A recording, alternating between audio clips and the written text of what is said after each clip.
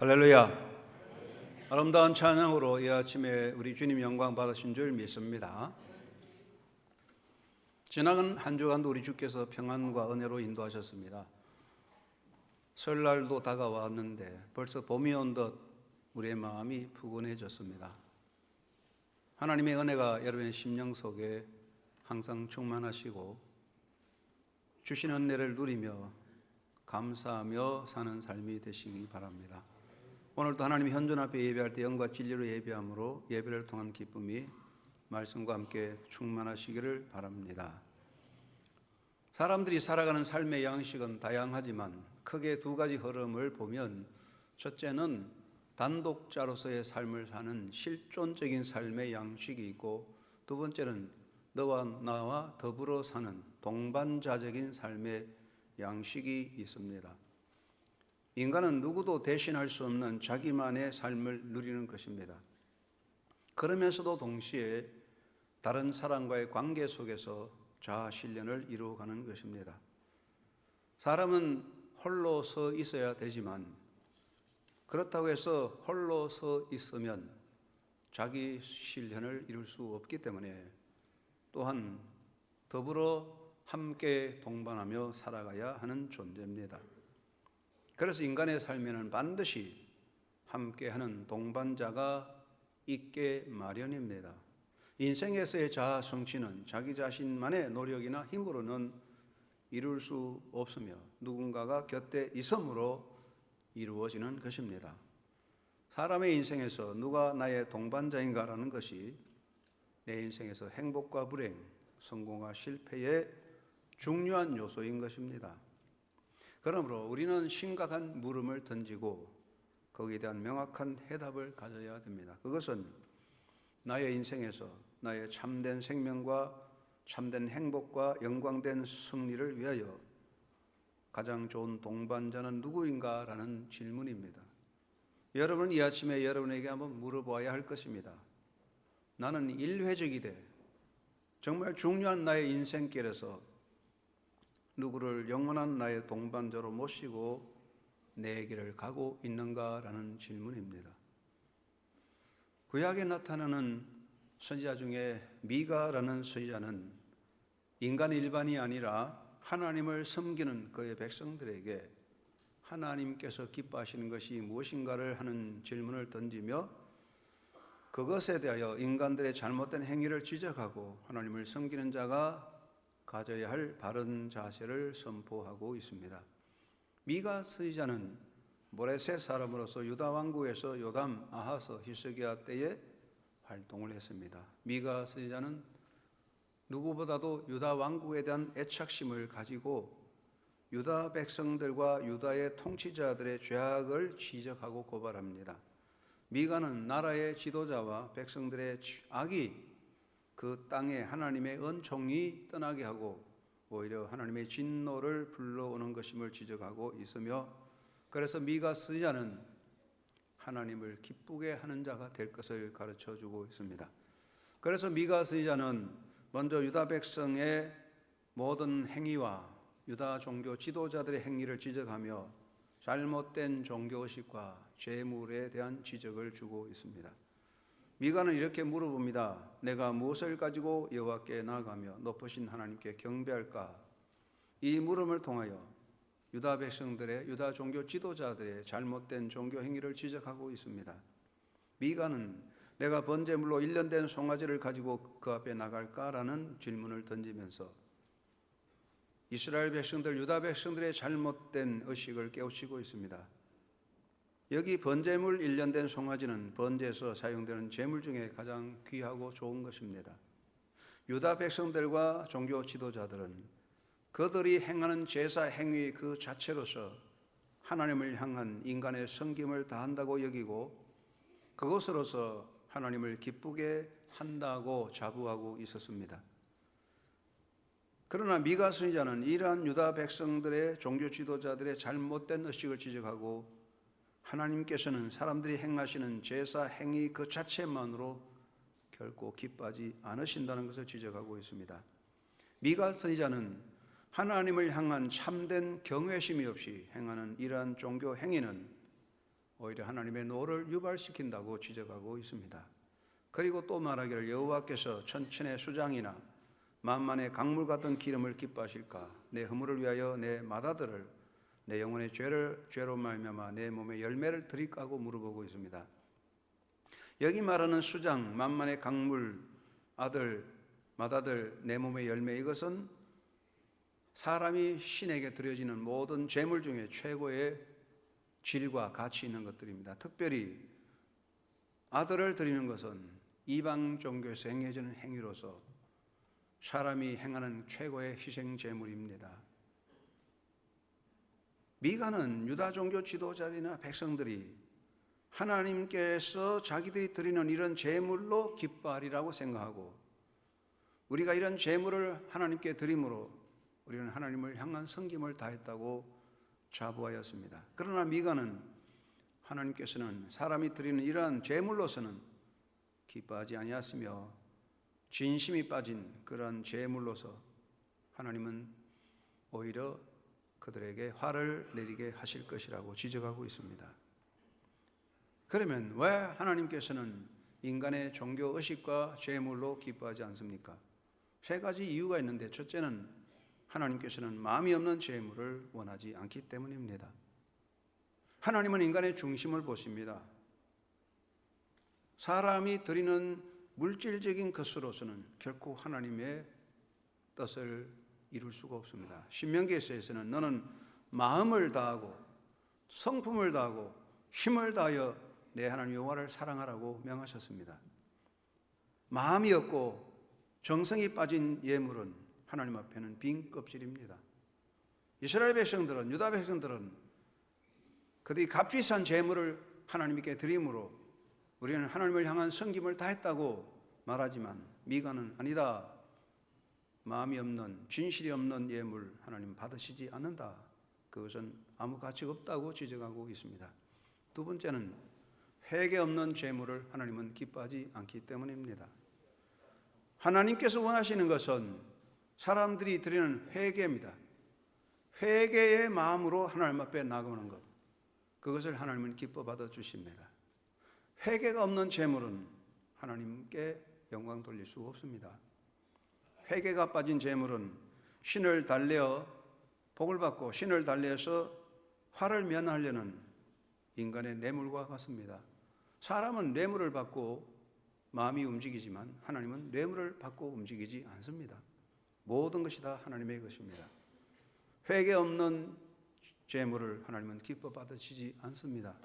셋째는 생활이 따르지 않는 제사의식, 하나님은 그걸 기뻐 받지 않습니다. 하나님께서 원하시는 것은 종교의식이나 제물이 아니라 하나님의 백성들이 하나님의 말씀을 따라 바로 살아가는 삶을 원합니다. 자신들의 생활 속에서 하나님을 배제하고 사람이 자기 인생의 주인이 되어 살아갈 때 이미 하나님은 그곳에 계시지 않고 그를 떠나버리십니다.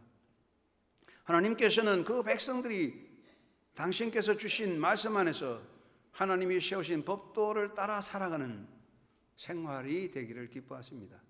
그래서 세속적인 자기 만족의 복을 받기 위한 제사 행위, 그리고 인간적인 모든 악에 대한, 자기 악에 대한 면죄부로서 또 모든 악에 대한 신의 화를 면하고자 드리는 그런 제물, 이런 것들 하나님은 받지 않습니다.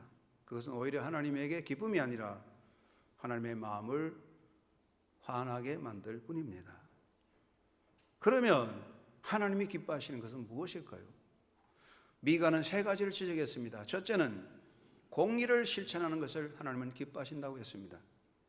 공의를 실천하는 것, to act justly, 의롭게 행동하는 것입니다. 하나님께서는 종교 지도자들과 이스라엘 백성들이 종교의식과 재물보다는 공의롭게 사는 것 자체를 기뻐하신다고 말씀하고 있습니다. 하나님은 공의의 하나님이시기 때문에 불의와 불법을 용납하지 않으십니다. 유다 백성들과 유다 종교 지도자들은 하나님 앞에서 공의를 행하지 아니했습니다. 인간의 탐욕에 사로잡혀서 온갖 불의와 불법을 행하였고 포악하게 살았습니다. 이들의 마음속에는 하나님의 법도가 안중에 없었습니다. 하나님의 법도를 멀리하고 단순한 종교 의식으로 하나님 앞에 나가는 것만 찾았습니다. 미가는 그것을 지적하면서 너희는 먼저 공의를 행하라. 이것이 하나님이 기뻐하신다고 지적합니다. 두 번째는 인자를 사랑하는 것을 하나님은 기뻐하신다고 했습니다. 인자라고 하는 것은 사람의 아들이라는 뜻이 아니라 자비, mercy입니다. To love, mercy. 자비를 행하는 겁니다. 서로 사랑하며 사는 것입니다. 유다 백성과 지도자들은 무자비했고 몰인정했으며 약자를 억압하고 착취했습니다. 그러면서도 그들은 단순히 종교의식, 제사 행위로 하나님의 노를 피하고 복을 받는다고 생각합니다. 미가는 그것을 지적하고 하나님은 그걸 받으시지 않는다. 너희가 먼저 서로 자비하고 사랑하라고 가르쳤습니다. 하나님은 인자를 사랑하는 것을 기뻐한다고 했습니다. 세 번째는 하나님과 겸손히 동행하는 것을 기뻐한다고 하셨습니다. 하나님은 우리가 겸비하게 하나님 앞에 서서 그의 손을 잡는 것을 기뻐하십니다. 인간 역사의 주인이시고 주권자신 하나님 앞에서 하나님의 진노를 불러일으키는 것은 두 가지입니다. 불순종과 교만입니다. 인간의 교만은 인간으로서 스스로 하나님의 자리에 앉으려는 욕구의 발로입니다. 인간은 피조물이기 때문에, 모든 인간은 피조물이기 때문에 존재 속에 신에 대한 욕구불만, 컴플렉스가 있어서 내가 하나님이 한번 되어보면 좋겠다, 그런 마음이 다 자리 잡고 있어요. 그래서 강해지고 모든 조건이 이루어지면 자기가 신이 되려고 하는 겁니다. 이 교만입니다. 그래서 교만은 사탄적인 악에 속하는 것입니다. 미가는 무엇보다도 우선 겸손하게 하나님과 동행해야 된다고 외치고 있습니다. 사랑하는 여러분, 하나님과 동행하는 자가 가장 아름다운 행복자입니다. 왜 우리는 하나님과 동행해야 됩니까? 왜 하나님과 동행하는 것이 인생의 가장 복된 삶일까요? 그것은 먼저 하나님 없이 인간은 홀로 설 수 없기 때문입니다. 피조된 존재는 그 존재적으로 볼 때 스스로 생존할 수 있는 것은 아닙니다. 스스로 생존하고 스스로 움직이고 스스로 결단하는 것은 신만이 할 수 있습니다. 자동차가 아무리 고급이고 아무리 좋은 기계가 있을지라도 사람이 시동을 걸고 에너지를 공급해야 움직이지 스스로 움직이지는 않습니다. 피조된 존재는 창조주의 손길 안에서 움직이고 생존할 수 있습니다. 우리는 우리 힘으로, 우리 계획으로 얼마든지 생존을 지키고 잘 살 수 있다고, 신이 없어도 살 수 있다고 말합니다. 그러나 한순간, 잠시 동안은, 제한된 얼마의 날 동안에는 사람이 스스로 힘으로 얼마든지 설 수 있는 것 같지만 어느 순간에 완전히 몰락하여 무너지는 것입니다. 힘차게 달리는 자동차가 휘발유가 떨어지면 멈춰버리듯이 인간은 어느 순간에 끝나버리는 존재입니다. 그러므로 인간 역사에서, 수천 년의 인간 역사에서 수많은 사상과 수많은 종교가 있었는데, 제 생각에는 수많은 역사 속에서 인간에 의해서 나타난 인간들이 행한 최악의 결정과 최악의 선택은 무엇인가? 그것은 신의 죽음을 선포한 것입니다.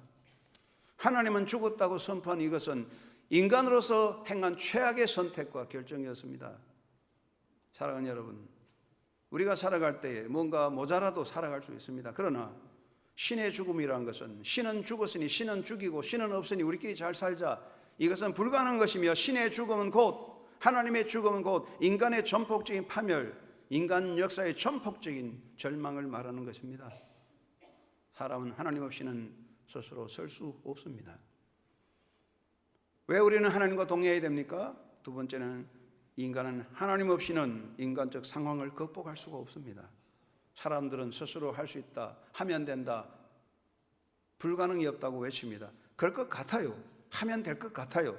그러나 그렇지 않습니다. 인간의 실존 장벽 앞에 무너지는 것이며 죽음이라는 허무 앞에 맥없이 쓰러져 버립니다.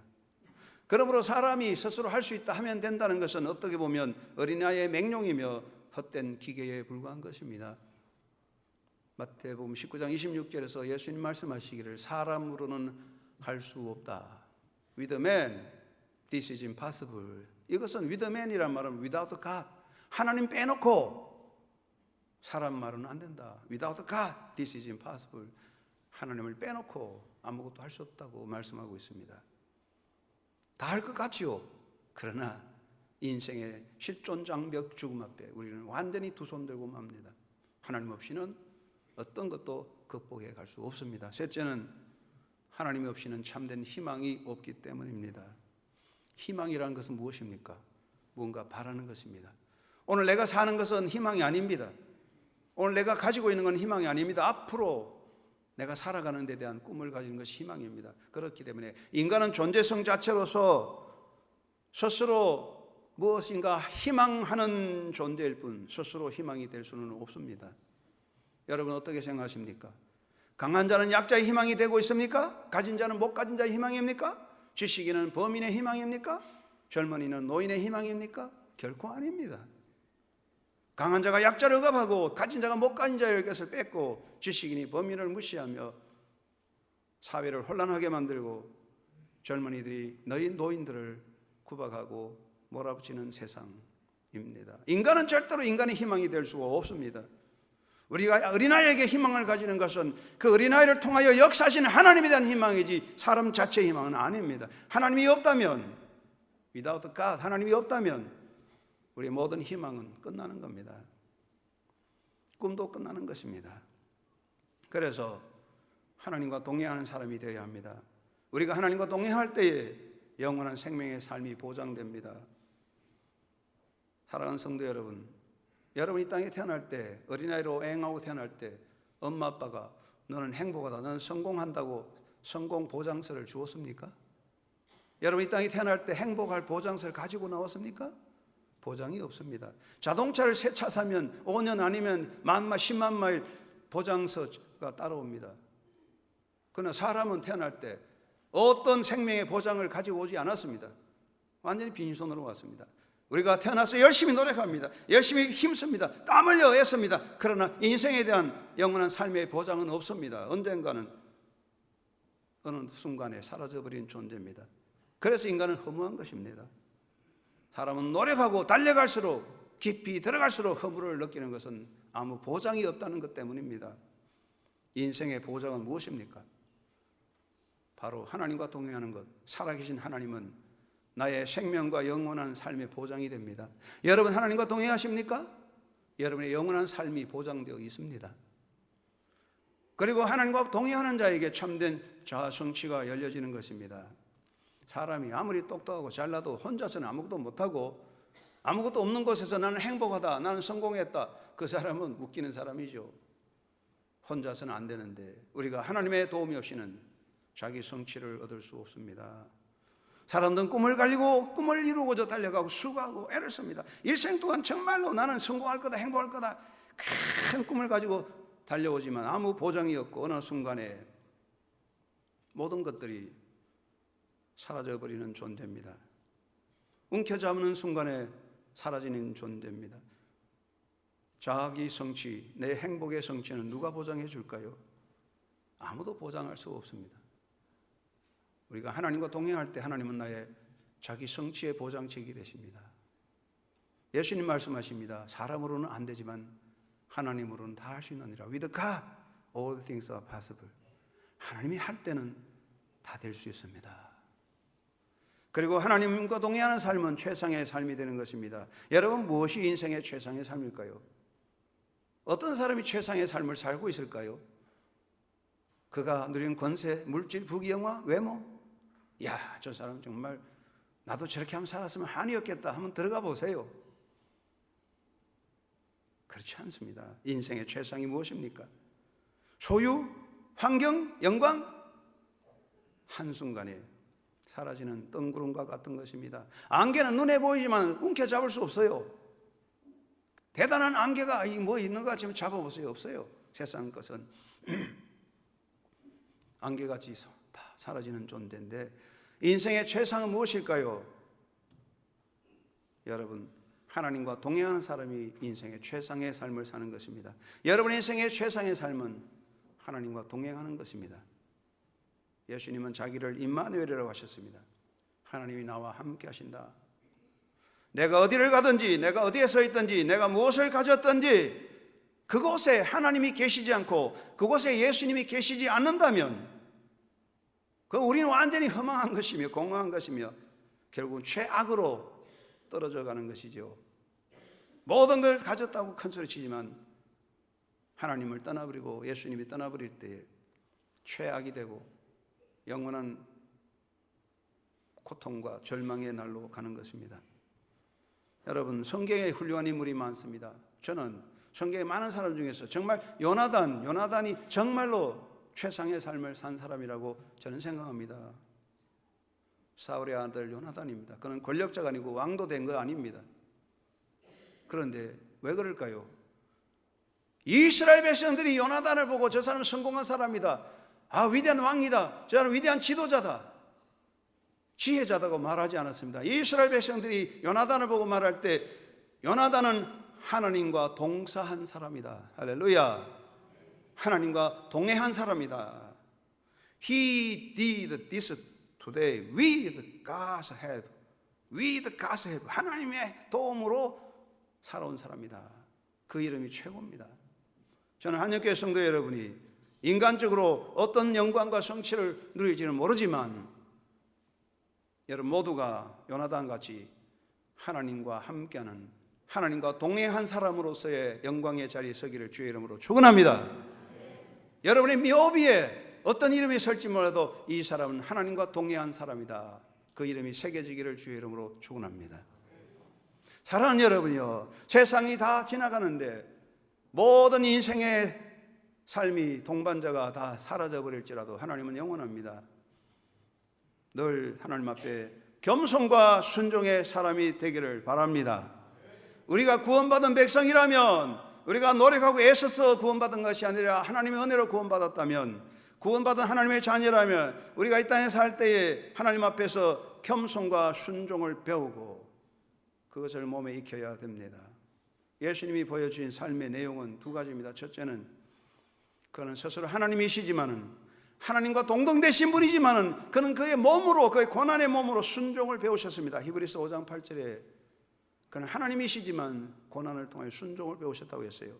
그리고 예수님은 하나님 자체시지만 최영광스러운 분이지만 낮추셔서 비천하게 되셨는데, 인류 역사 속에서 많은 인간이 있는데 최상의 자리에서 최악으로 내려온 예수님 같은 자기 비하, 예수님같이 자기를 낮추신 분은 없습니다. 우리는 예수님을 통해서 순종과 겸손을 배웁니다. 우리는 하나님 은혜로 하나님의 자녀 되었습니다. 그렇다면 우리는 날마다 우리 삶 속에서 우리가 배워야 할 것은 겸손함을 배우는 것입니다. 요즘은 평생 학교가 많아요. 그런데 그 70대에서 공부하는 것도 좋지만 가능하면 젊어서 공부해서 많이 유익하게 살아가는 게 좋겠지요. 그런데 이 성도들에게 평생 학교가 있다면, 우리가 평생 학교, 믿는 사람에게 평생 학교라면 그것은 바로 겸손과 순종의 학교입니다. 내 영적인 성장에서 내 영적인 삶의 수준이 어느 정도인가 점수를 매기려면, 내 인생에서 겸손과 순종의 학점이 D학점이면 나의 영적인 삶도 D학점이고 순종과 겸손의 학점이 A학점이면 여러분도 인생의 영적 성적은 A학점인 줄 믿습니다. 한영교회 성도 여러분 모두가 겸비함을 배워서 하나님 앞에 A학점 받는 영적 승리자가 되기를 주의 이름으로 축원합니다. 야고보 4장 6절에 하나님은 교만한 자를 물리치시고 겸손한 자를 은혜를 베푸신다. 베드로 사도는 하나님의 능하신 손 아래 겸손하라. 때가 되면 너희를 높이시리라. 저는 목회하면서 많은 영적인 체험을 하지 않았지만 때때로 하나님께서 중요한 때에 말씀해 주시는 것을 들어봅니다. 제가 한번 말씀드렸습니다마는 한영교회는 1998년 5월 달에 기공식을 하고 1999년 크리스마스 입당하여 새 역사를 시작하게 되었습니다. 여러분이 교회 건축할 때 여기 안 계신 분은 많겠지만 저절로 된 거 아닙니다. 어려운 형편이 많았습니다.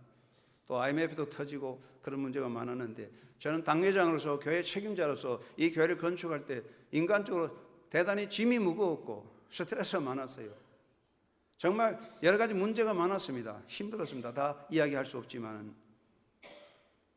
그런데 1998년 11월 달쯤 됐는데 잠을 자는데 제 마음속에 주께서 말씀하셨어요. 내가 결제했다. 너는 겸손하라. 똑똑하게 들렸어요. 깜짝 놀랐어요. 내가 결제했다 너는 겸손하라. 저는 생각했습니다. 왜 그렇게 말씀하셨을까? 내가 결제했다 너는 걱정하지 말라, 그렇게 해야 되지 않을까? 그런데 왜 그럴까? 저는 생각하고 그 뜻을 알게 되었습니다. 사람의 삶에서 교만과 걱정, 근심은 같은 뿌리입니다. 여러분, 왜 교만한지 아십니까? 내가 다 한다, 그게 교만하죠. 왜 걱정하는지 아십니까? 내가 다 한다니까 걱정하는 거죠. 그렇기 때문에 내가 한다, 내가 인생의 주인이다, 내가 다 했다, 그래서 교만하고 내가 한다 하니까 걱정, 근심이 끝나지 않는 겁니다. 정말 역사의 주인이 하나님이심을 온전히 맡기고 하나님의 인생의 주인이고 주권자라고 믿는다면 잘 된다고 교만할 것도 없고 안 된다고 낙심하거나 걱정할 것도 없지요. 하나님이 하시는데요. 역사의 운전수는 하나님이신데요. 여러분의 인생이 우연의 역사입니까? 기독교에는 우연이 없습니다. 여러분의 만남이 인연입니까? 인연 없습니다. 하나님의 역사입니다. 하나님의 섭리입니다. 여러분의 인생이 하나님의 결제하신 줄 믿으십니까? 크고 작은 일 하나님이 결제하셔야 됩니다. 하나님이 역사를 결제하셨습니다. 그러면 우리는 걱정, 염려, 실망할 것이 아니라 그의 품에 안기는 것입니다. 겸비하게 엎드리는 것입니다. 저는 그 말씀을 듣고 많이 깨달았습니다. 걱정하지 말아야 되겠다. 낙심하지 말아야 되겠다. 하나님께 맡기자. 용기가 생겼습니다. 하나님께서 아름다운 건축을 마치게 하시고 은혜로운 교회로 세워주셨습니다. 이것은 하나님의 은혜였습니다. 사랑하는 여러분이요, 여러분 이 땅에 살 때에 여러분 무엇보다도 아무리 많은 세상적인 것이 가지고 지식이 있을지라도 아니면 교회에서 어떤 직분을 가질지라도 그게 중요하지 않습니다. 예수님을 닮아서 겸손과 순종의 학교에서 겸비를 배워서 겸비하게 하나님 앞에 엎드려 주여 말씀하옵소서 듣겠나이다 아멘 하는 신앙이 되기를 주의 이름으로 축원합니다. 두 번째는 기도하고 모든 것을 주께 맡기는 사람이 되어야 되겠습니다. 하나님과 동행하는 것은 기도하는 삶을 말합니다. 기도는 무엇입니까? 하나님과 대화하는 것이며 하나님께 우리가 드리는 아름다운 향기고 성도 영적인 호흡입니다. 숨을 쉬어야 살지 않습니까? 인간관계를 한번 생각해 보십시오. 우리 찬양대 할렐루야 찬대 찬양 잘하셨는데 우리 성도들 인간관계의 아름다운 동행자가 누굽니까? 아름다운 동행이라는 것은 같이 있을 때 오가면서 위로와 사랑의 말을 주는 것, 이게 아름다운 동행이고, 아름다운 동행이라는 것은 다른 사람에게 기쁨을 주는 겁니다. 내가 다른 사람에게 기쁨이 향기가 되어야 됩니다. 그래서 우리가 향수를 뿌리는 거 아닙니까? 아름다운 동행이라는 것은 깨어서 서로 관심을 가지고 나누며 함께 손잡고 가는 것입니다. 여러분, 인간의 삶에서 서로 만나가지고 비판하고 비난하면 그 동행이 깨집니다. 그리고 나는 좋은데 상대방이 싫은데 내가 악취를 풍긴다면 아름다운 동행이 될 수 없습니다. 그리고 한 사람은 열심히 이야기하는데 계속 졸긴 하면 그 관계는 잘못된 거죠. 마찬가지입니다. 하나님과 아름다운 동행이 무엇입니까? 그것은 깨어 기도하는 것입니다. 기도 생활이 무엇입니까? 하나님을 만나는 것입니다. 내가 하나님 앞에 내 이야기를 드리는 것이고 하나님의 음성을 듣는 것입니다. 하나님을 기쁘게 하는 향기를 주님께 드리는 것입니다. 우리의 향기는 기도입니다. 주님의 손잡고 가는 것이 기도입니다. 바울은 쉬지 말고 기도하라. 이것이 그리스도 안에서 너희를 향한 하나님의 뜻이라고 말씀하셨습니다. 여러분, 사람이 살아갈 때 어떤 고통을 당하고 삶이 힘들어지고 내가 필요할 때 하나님 나를 도와주세요. 급하게 SOS로서 하나님 앞에 기도하는 것도 있습니다. 필요합니다. 그러나 그것보다는 평소에 숨 쉬듯이 조용히 주님 손잡고 기도하는 영성의 삶이 되어야 됩니다. 이것이 하나님과 동행하는 것입니다. 그러므로 기도함으로 주님께 맡기고 그 손을 잡는 주님의 어린아이가 되시기 바랍니다. 어린아이를 보십시오. 어떤 상황이든지 엄마 손을 잡고 있으면 어린아이는 염려하지 않고 기뻐하고 담대해요. 엄마 품에 안긴 아이는 더 이상 걱정 없어요. 편안히 잠을 자요. 세상이 어떻게 되든 그것은 그 아이의 소관이 아니에요. 여러분 어떻습니까? 다윗은 나는 젖을뗀 아이가 엄마 품에 안겼듯 아버지 품에 안겼다고 고백했습니다. 기도하고 주의 품에 안겨서 그의 삶에 따라가는 온전한 어린아이가 되시기 바랍니다. 하나님 말씀하셨습니다. 두려워하지 말라. 내가 너와 함께 아니라. 놀라지 말라. 난 너의 하나님이 됨이니라. 그 하나님 손잡고 달려가시기를 바랍니다. 종교 개혁을 일으킬 때 마틴 루터는 참 어려웠습니다. 로마 캐토릭과 싸울 때 정말 이건 불가능한 전쟁이었는데 루터는 힘들 때 때때로 창문 앞에 서서 이렇게 말했답니다. 하나님, 이 모든 것이 저의 세계입니까? 당신 세계입니까? 이것이 주님의 교회입니까? 아니면 저의 교회입니까? 하나님, 이 모든 것이 당신의 세계고 당신의 교회라면 당신이 알아서 돌보시고 이끌어 가세요. 저는 자러 가겠습니다. 하나님, 안녕히 계세요. 빠이빠이. 그렇습니다. 이 세상에 내 것이 아니고 다 주님이 관리하십니다. 하나님은 농부십니다. 좋으신 아버지, 깨어서 기도하고 그 손잡고 그 품에 안겨있는 행복자의 삶을 살아가는 여러분 되기를 주의 이름으로 축원합니다. 세 번째는 예수님을 모시고 예수님을 실천하는 사람이 되어야 되겠습니다. 예수님이 누구냐? 임마누엘이에요. 임마누엘. 우리가 임마누엘 있잖아요. 임마누엘. 클라리넷은 임마누엘. 사랑하는 여러분, 생각해 보세요. 피조물이, 만들어진 피조물이 하나님과 어떻게 동행합니까? 이건 말도 안 되는 거죠. 강아지하고 주인하고 같이 살긴 하지만 그래도 뭐 강아지 나중에 수 털리면 갖다 버리잖아요. 여러분, 사람과 하나님이 동행한다는 거 있을 수 없어요. 피조물이잖아요. 그런데 피조물인 인간을 향해서 임마누엘, 하나님이 우리와 영원히 함께 하신다고 임마누엘 했습니다. 그 임마누엘이 어떻게 되는 것입니까? 예수 그리스도 안에서 이루어지는 것입니다. 예수 없이는 임마누엘이 안 되는 거예요. 예수 없으면 모든 건 끝나는 거예요. 내 신분과 내 자격과 내 노력과 공덕과 내 모든 종교적인 행위라도 예수 그리스도 없이는 임마누엘이 안 되고 나 홀로 파멸로 떨어지고 마는 것입니다. 그 무엇도 그 누구도 예수 없는 곳에 하나님은 동행하지 않습니다. 여러분, 예수님을 모시고 사는 것은 하나님과 동행하는 것입니다. 오늘 여러분 마음속에 예수님이 계시지요.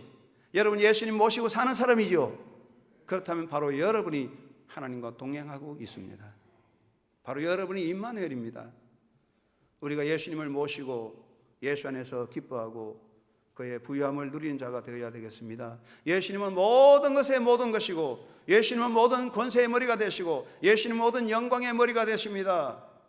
여러분, 우리가 누릴 수 있는 나의 영광과 모든 권세와 영원한 행복도 예수 안에서만 주어지는 것입니다. 예수 떠나면 내가 가진 모든 권세도 내 생명도 내 소유도 예수 떠나면 사막의 떨기나무같이 말라지고 영원한 절망과 죽음으로 떨어질 뿐입니다. 바울은 나는 자족하는 비결을 배웠다. 나는 모든 것을 가진 자로다라고 외쳤습니다. 왜 그렇습니까? 예수 그리스도 안에 있었는 바울의 영적 부요자였습니다.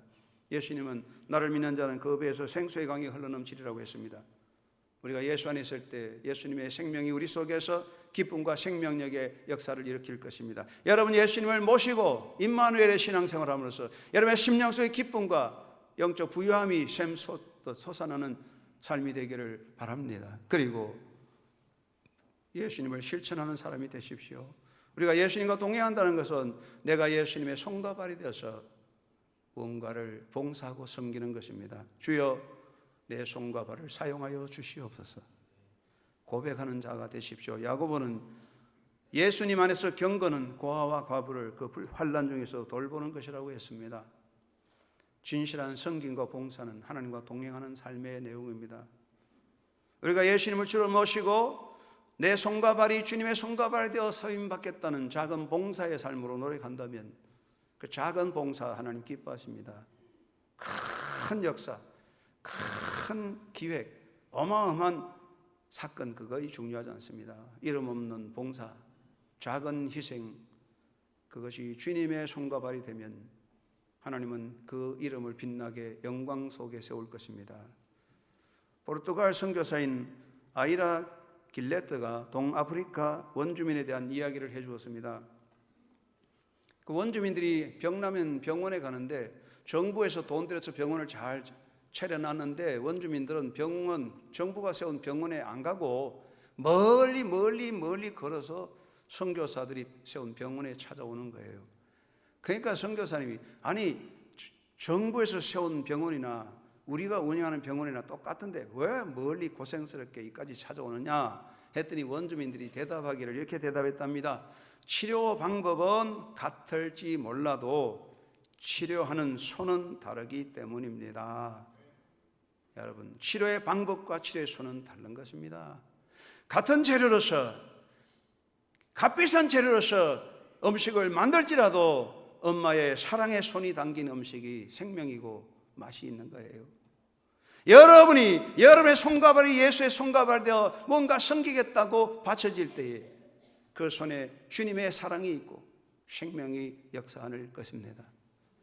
우리가 예수님 모시고 기뻐하고 부유하며 예수님의 손과 발이 되어 봉사하는 자가 되도록 살아가는 예수님의 정인이 되시기를 간절히 바랍니다. 저희 여전도 회원들과 한 달에 한 번씩 저는 주사랑 공동체라고 해서 장애인 공동체에 가서 한 달에 한 번씩 목욕 청소 봉사하는데 12년 해서 12년 됐는데 거기 이제 이종락 목사님이 이끌어가는데 장애자들 많이 보살펴요. 근데 이종락 목사님 몇 년 전에 베이비 박스라는 것을 설치해 가지고 길거리 버려지는 아이들을 살리자. 그래서 베이비 박스를 했는데 한 달에요. 어떤 데는 뭐 어린아이 20명씩 25명씩 와요. 버려지는 아이들이 거기 옵니다. 근데 우리나라에서는 이것 때문에 말이 많지만 선진국은 굉장히 이것을 권장하고 좋게 보는데 미국에 있는 킨드리드 이미지라는 하나의 단체에서 이종락 목사님의 그 사역을 조사하고 전부 다큐멘터리를 만들어 가지고 더 드랍박스라는 다큐 영화를 만들었습니다. 그래서 3일에서 5일에 미국 전역에서 상영됩니다. 그래서 이 다큐 영화 시사회에서 이종락 목사님께서 미국 가셔서 워싱턴에서 종교 지도자들의 만찬에 참여하시고 오바마 대통령도 오셨대요. 거기서 만찬 기도를 하셨다고 하는 소식을 들었습니다. 이름 없는 봉사입니다. 그러나 그런 작은 섬김이 얼마나 아름다운지요. 예수님을 우리 삶 속에 살아나게 하는 역사가 아닌가 생각합니다. 여러분, 우리는 하나님과 동행해야 됩니다. 그렇지 않으면 우리의 삶은 덧없이 사라져 버릴 것입니다. 겸손하게 하나님과 동행하라. 이 말씀 기억하시고 살았을 동안에 겸손하게 하나님과 동행하며 주의 손잡고 주님의 사랑을 실천하는 아름다운 삶이 되시기를 예수님의 이름으로 축원합니다. 하나님 아버지 감사합니다. 하나님과 동행하자. 이 말씀을 우리 마음에 새기고 갑니다. 잊지 말고 하나님과 동행하고 주님 손잡고 가난하든 약하든 낙심하지 않고 기뻐하며 감사하며 예수님의 사랑을 실천할 수 있는 작은 봉사의 삶으로 우리 주님 안에서 살아가는 인생의 행복자 될 수 있도록 성령께서 우리를 붙잡아 사용하여 주옵소서. 예수 그리스도 이름으로 기도드리옵나이다. 아멘.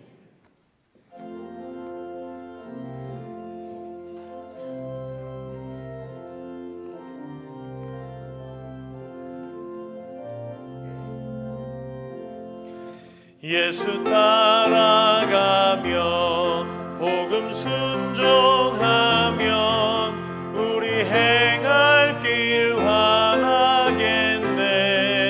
주를 의지하며 순종하는 자를 주가 늘 함께 하시리라. 의지하고 순종하는 예수 안에 즐겁고 복된 길이로다. 해를 당하거나 우리 고생할 때 주가 위로해 주시겠네. 주를 의지하며 순종하는 자를 주가 안위해 주시리라. 의지하고 순종하는 길은 예수 안에 즐겁고 복된 길이로다. 남의 짐을 지고 슬픔 위로하면 주가 상